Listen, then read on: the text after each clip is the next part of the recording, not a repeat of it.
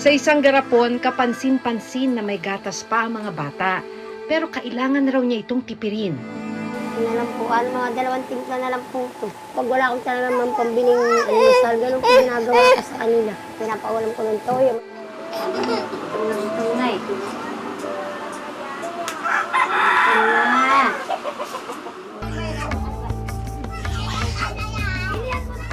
Dahil wala ng perang pambili ng pananghalian, sa feeding program muna ng isang grupo, aasa ang pamilya ni Mary Ann.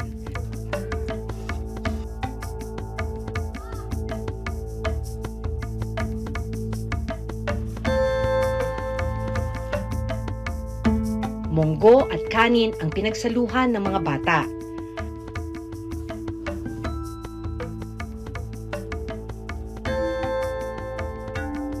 Ang 8 taong gulang na si Junior, sa labas piniling mananghalian. Kahati niya ang 4 niyang mas nakababatang kapatid. Abot tenga ang kanilang ngiti. Madalas daw kasi toyo o asin ang kanilang inuulam. Kaldero, kukuha ko at lalagay ko sa plato.